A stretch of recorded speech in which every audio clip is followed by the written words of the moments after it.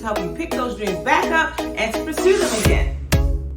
Now, I want you to understand, I started Dawn Dares to Dream because I wanted to relay my message and my heart and my feelings across to whomever would listen. It can be difficult getting your closest family and friends to understand the way that you believe and when you try to express it and share it. So this was like my backdoor way into letting everybody know. Now, I may have lost some viewers as a result of that because they don't agree. And that's fine. I am definitely a proponent of everyone having their own thoughts, their own process, their own mindset that works for them. Your religion works for you, you keep that. No one's telling you to get rid of that. Whatever it is that works for you, continue to use it. I'm just saying that sprinkle some of this other information on it, this personal development information that I'm providing you, and see where your life takes you and how you take off personally. Take it out. But always remember, we are in control of how we see our environment.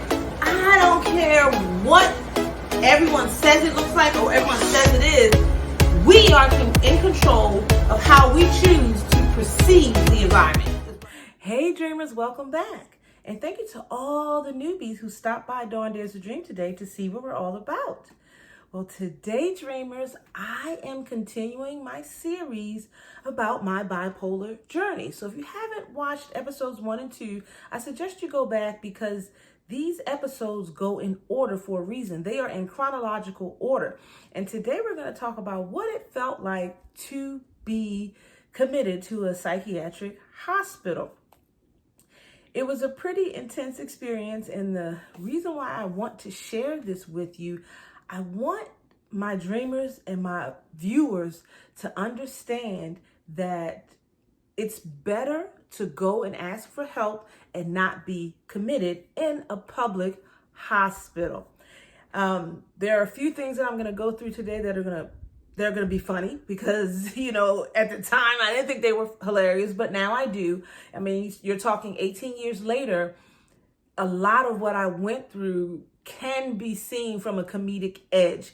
And I love humor. I love laughter. Laughter and humor brings me great joy on my path to activating the law of attraction positively. And so my bipolar journey isn't any different. So as I told you before, I was manic and I crashed at my aunt's house and I went into the regular hospital. And then from the regular hospital, I was committed to the psychiatric hospital. Now, this is very interesting because they transfer me, which I think is at night, because when I get there, it's no one's out, no one's socializing, everybody's in their rooms. They are trying to figure out, and when I say they, I'm saying the nurses or the aides or whatever these people, whatever their titles are called. I never was informed of anyone's title. So whatever their title is, they're trying to figure out what room to place me in and what will be best for a person with the temperament that I have, the little bit that they know about me at this hour. So they're trying to figure out where they're going to place me. So they decide to place me with this particularly mild person. Now, they were going to place me with a different person that I'm going to tell you I had a whole incident in the bathroom with, that they were going to place me in her room. And that just would have been disastrous. And I'm so glad that they didn't. So they placed me in the room with a young lady who has a bad case of flatulence.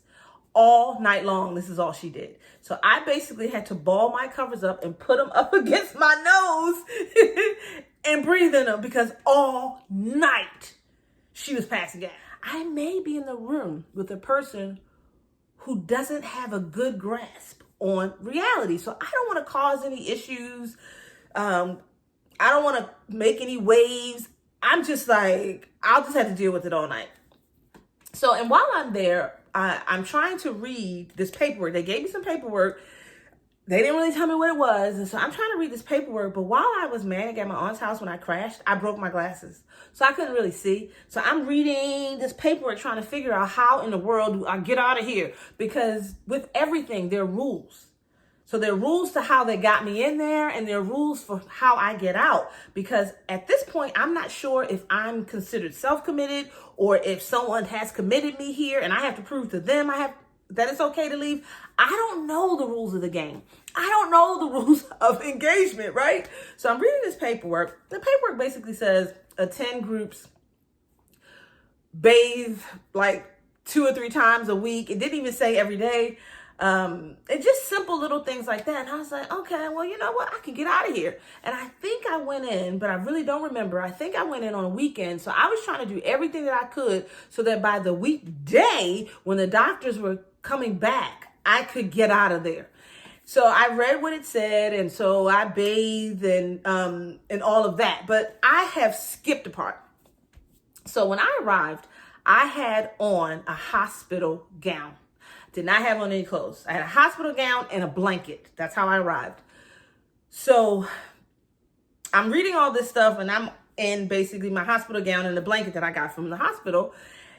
And in the morning, it's time to eat breakfast. So everybody comes out of their little rooms, and we're sitting down in the area where I was. I believe it's like the intake area, and there's all levels of mentally ill people housed here, and we were not able to leave our ward or section. So they brought food to us. Now, if you had the right privilege, you had been there long enough, you could go to the cafeteria. I had just arrived. I had no privileges. So breakfast comes, and I'm still in this gown and a blanket, and no one comes to me to ask me, do I want any clothes? And I thought this was odd. I was like, okay, no one said anything to me. So I ate my breakfast that way. And then after that, I went to what I call the reception desk. This is where all the employees sit and reside that are there to, I guess, watch over us and help us. So I go up to them and I say hello, and I kind of stand back because I don't know what the protocols are, you know. And I ask them, do they have any clothes, or is there a way I can get clothes? So they say, yeah, of course.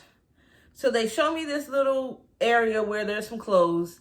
And I don't even think they show me the area. They pick out some clothes, I think. I just don't really remember all the details. But I will say I had on this pink outfit from the 70s, okay? And the pants were high water. And I don't have any hair products, so my hair is still short, but it's kind of matted and a mess. So this is what I look like. And I don't have any glasses, so I can't see anything. So I put these clothes on, and it doesn't even dawn on me how ridiculous I look, because I'm around a whole bunch of other people who look just as off as I do at this point. So I don't know if I'm there like a day, but then my cousin that I lived with, I asked her to bring my glasses. I think I called her and I asked her to bring my glasses because I had a second pair of glasses that were my previous pair before I got the new pair that I broke. So she brought those glasses to me, and I'm talking to her, and I am wondering why she's kind of looking at me a little weird. But at the time, I don't have an idea. But remember, I have on this pink outfit from the 70s, and my hair is crazy because I don't have any hair products. And I'm sitting there, and we're talking, and then she leaves, and then it hits me. You look like you have lost your mind. And granted, I had lost touch with reality a little bit, but I was back. And I was me, and I looked ridiculous. So finally, I had worked my way up in the few days that I was there to go to this place where they called it like the shop. It basically was a place where people came and they donated clothes as if you were donating to the Goodwill. So I was able to go there and pick out some things that actually made sense for me. And I actually still have like this jacket that I got from there. I still have it to this day. 18 years later, I've held on to this. I also had taken a pair of shoes then. They were these red shoes, and I could barely fit them. They were like a size 8.5, and I'm like a 9. Well, I was like a 9 back then. And I couldn't, my feet in the back were hanging off a little bit, but I really liked them a lot, and they were in good condition. So I was like, I'm taking these. So I kept those for a long time. I think I kept those, I don't know how long, but until I realized you can't wear these. You can't even lose weight to get into these shoes. You need to let them go. So I let the shoes go. But there are a few items that I picked up, and I have one actual, like I said, jacket left. And I like it because it when I wear it. Like when it gets chilly here in Texas and Houston, I will wear that jacket in markets or wear it to work. And it just reminds me of, the time that I spent in a psychiatric hospital, because I don't ever want to forget it. I always want to remember enough of that time of my life so that I can share with others, so that you can understand why this is a place you definitely don't want to go.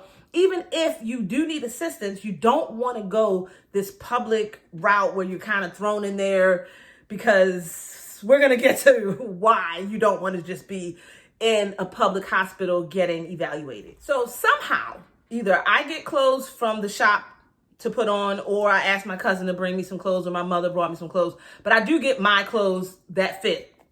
I also asked the reception desk for some Vaseline. I said, do you guys have any Vaseline? And they said yes. So I used the Vaseline to kind of control my hair. So I would wet my hair and I would put that in it as like a moisturizer for it. And so I began to look a little bit like myself. I had my glasses, so I was back to myself. Now, me being back to myself, I'm in a place where some people look like they're mentally ill and others don't. But you cannot judge a book by its cover. So there was this one gentleman that I was in there with who we talked a lot, and this other young lady, she actually was in there for drug abuse and was trying to get help with that. But at this particular place, I think it was called Springfield, you had to come into this general intake in order to get into that program somehow. So she was in there with me. Then there was this other young guy who, I don't know what he had done, but he had a choice by the judge.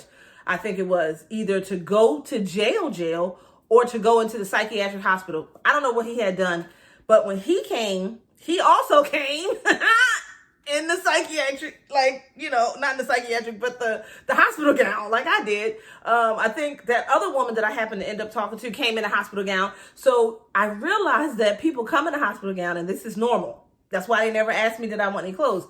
And because they don't know where you are with your mental state, they let you be, and you have to tell them what it is that you want. So I finally got my clothes and everything. Everything is okay. So I'm talking to the one lady, found out that she, had a drug problem. That's why she was in there. And then there was this other guy we were talking to. And I'm telling you, he seemed just as sane as anybody I know, any other male I've ever met. And so, for hours upon hours, because there's nothing to do in here but play games and talk to people, we're talking.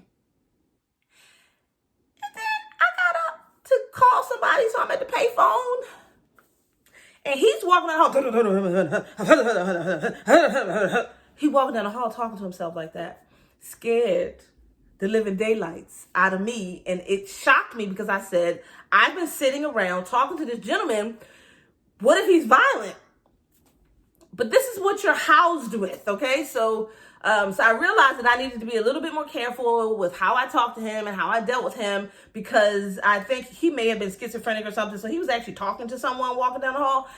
And I had been talking to this man for hours upon hours at the table, and I had no idea. Okay, so there's that.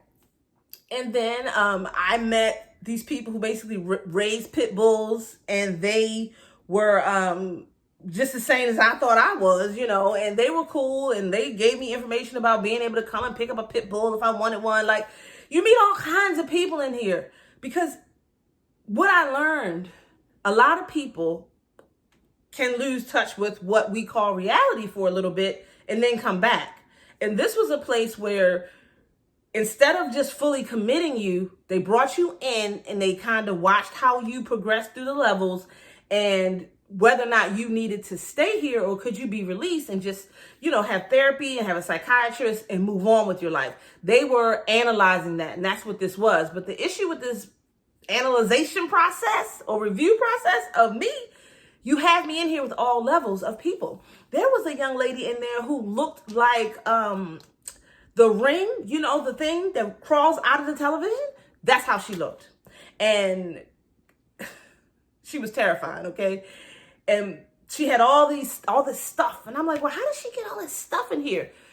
She was actually a longtime resident. So she had accumulated all these things. They put her in ward to ward to ward, or to section to section to section. They move her around. But she really can't live out in the world on her own. she probably would be one of those homeless people you see on the street, so she gets to stay in there.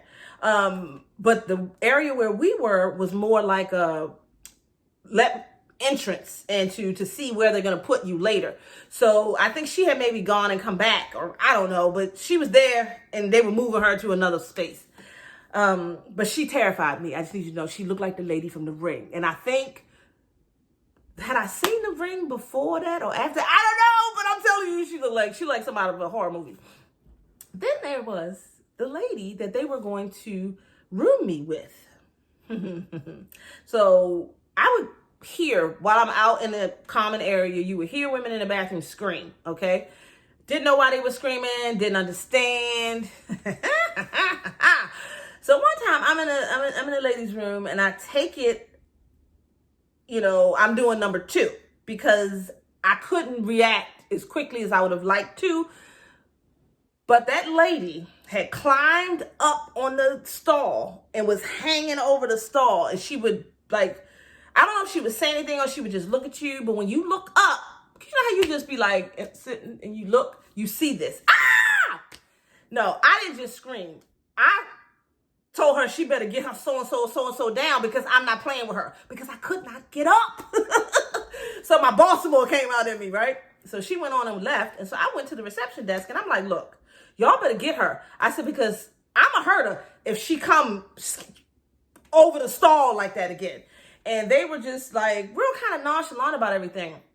But there's really no real, the point I'm getting at, there's no real supervision in here. Then the lady in my room, she is quiet. She doesn't really talk. And they're male and females in this area. She was just scooching down the wall one day. Scooch, scooch, scooch. And I see her. I'm playing a game and talking to somebody. And she scooches all the way down the wall, down to a male's room and dips in the room. Do you think the reception desk saw anything? No. So I got up and I went to the reception desk and I said, she done scooched down into somebody's room. Y'all need to go get her. Because my thought was, what if she cries rape while she's in somebody's room that she went into on her own? I had a whole issue with the thing. But they were very nonchalant about everything. So like I said, I don't know the rules of engagement. But the one thing I do know is it wasn't a very safe space. When you go to sleep, you don't close or lock your door. Everybody leaves. You leave your doors open. But that means anybody can come in. And supposedly these people are supposed to be watching, but they're not watching. I don't know what they were making. Maybe they weren't getting paid enough to really care. But to me, there was really no real supervision or protection for you. So you're just kind of left out here to fend for yourself. So that's the environment that I want to share. And I've talked to other people who know people who have been committed before, and they have said they were in places where it was men and women, it was co-ed. So I don't know why they do that. I don't know why they just don't split it, because I think it would be a little bit safer. I would feel a little bit more comfortable, but I guess they know whether or not you're a violent person. I don't know, because I had acted a plumb fool at my aunt's house. I probably could have been considered violent, but I was in here with these regular people. You don't know. So again, I'll pause and say, if you need help, being committed is not the way. If you know that you are feeling different or off or just super stressed, go and talk to a professional. You know how they have those emergency services that you can get or your friends can get? It's where you can get counseling through their insurance without it being paid for insurance, and you don't have to have any. Talk to somebody that you know. They may be able, I think they call them EAP or something like that. You should go check it out. But you want to get the help. You don't want to get to a point where you break, in the sense that I did, and you are now housed in an unsecure environment. Also, while I was in there, we eventually started therapy. I was in group sessions, and in these group sessions with other people who are mentally ill, who are taking medication or not taking medication, they would advise me not to take medication. All of them would say, don't take the meds, don't take the meds, don't take the meds. And I just didn't understand. I'm like, why are they telling me not to take meds? If the medication is going to make me feel better, why are they telling me not to take the medication?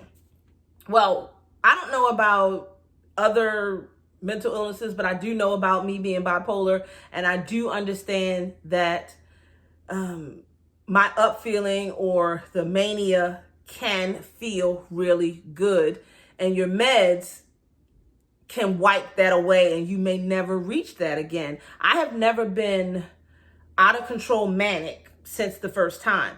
And I contribute that to the medication because I still swing, I still have highs and I still have lows.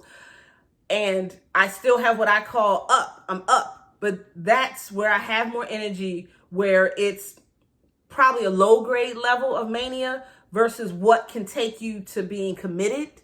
But I'm bipolar, so I'm always going to have that unless I am medicated probably to the maximum in which I can be, which would really alter my mental state.